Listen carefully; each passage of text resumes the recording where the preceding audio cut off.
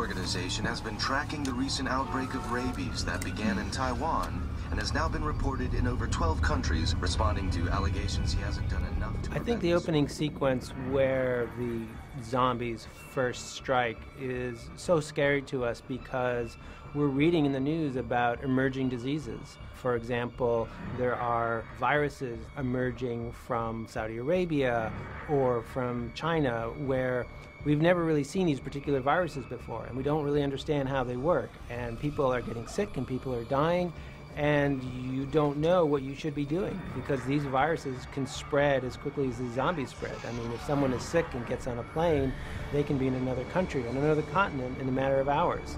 That's how real viruses spread around the world. And so these zombies are spreading kind of like viruses do, and it's very scary.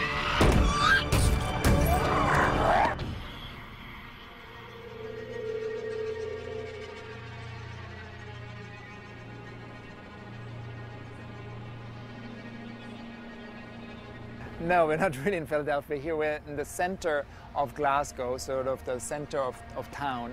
And Glasgow was generous enough to basically close down the whole part of their center. And we have like several streets here blocked for ourselves to do the opening of the movie.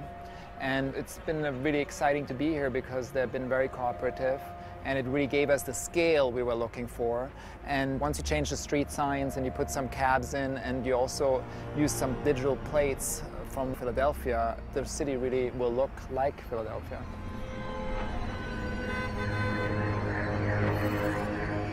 Glasgow was kind of an unbelievable discovery as Philadelphia, and largely unfilmed in, so they received us very generously and kind of let us take them over for 2 weeks. Rolling, rolling! We first talked about shooting the sequence in 6 days, and I think then people sat around the table and realized, hang on, this is much more complex, we need more days. So I approached the council and asked for an 18-day closure of this area, which is enormous. I mean, it's never been done in England before. A city centre shut down for 18 days. So on background, you start running, slightly further up, there's going to be a camera there looking at you. Simon Crane has been in charge of 2nd Unit Direction, and he's got a terrific team around him as well. I think this is actually better. Mark had a real big passion, for the whole project, and it was really what he wanted to bring was scale. We wanted to do as much practically as possible, but to give a huge scale to the film, and which we're doing.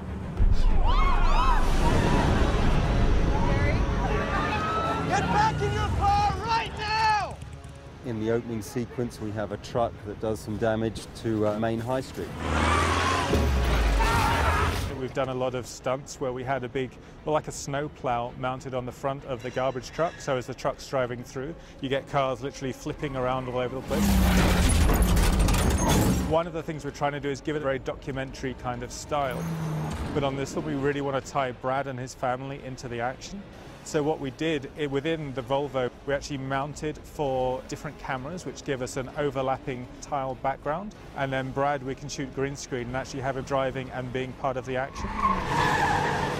Brad is a great driver, great mover, great fighter. He'd do it all if he could. And we try and give him as much as we can, because with him doing it, it's great screen value and it looks fantastic. Brad Pitt is wonderfully generous actor. He brings a lot of laughter onto the set, and you can see that he's always thinking about the story that we're trying to tell and the best way to tell it, and he's always bringing ideas to the set. And we crashed over 40 different cars. We then crashed the garbage truck, and then we crashed Brad's Volvo into an ambulance.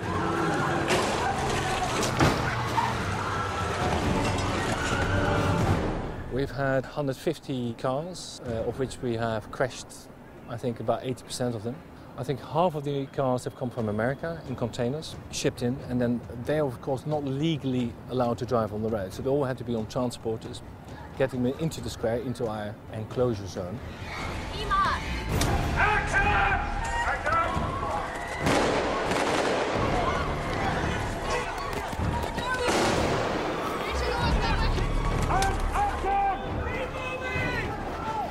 Military are coming in, doing roadblocks, trying to channel everybody away from where all the action is. The main reason I'm here is to go through the script, make sure that they're keeping as realistic as possible. But don't bring them all the way down. Stop them at the signs right here, and then we'll go ahead and move them in groups. I'm helping them with the progression of the breakdown in the military to tell the story. Why don't you take charge of the situation and yell some stuff to him? He yells something.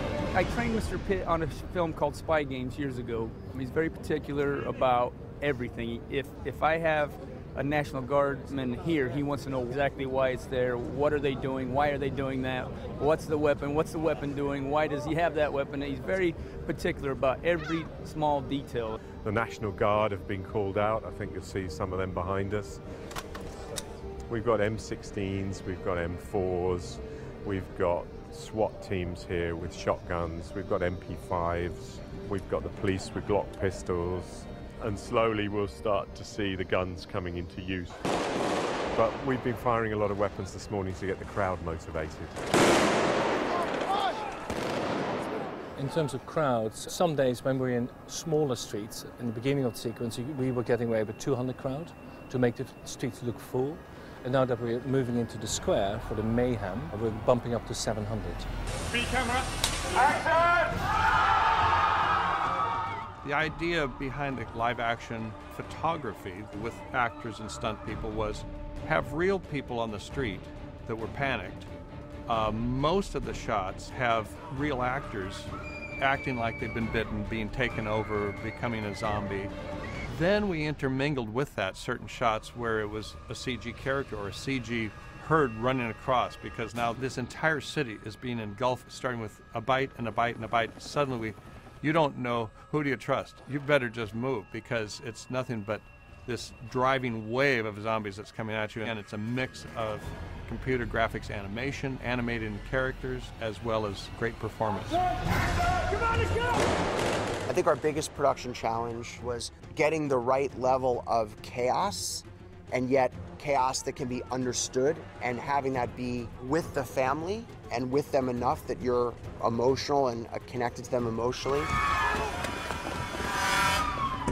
And yet also understanding the insane things that are going on around them.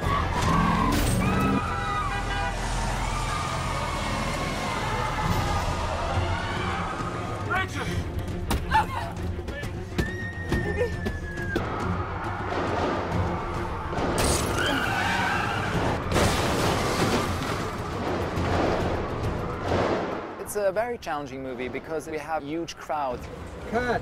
There are very few scenes where we have two people sitting around a table. It's mostly like hundreds and hundreds of extras every scene and big setups that it's a challenge, but everything we're getting so far is really, really special. Roll video.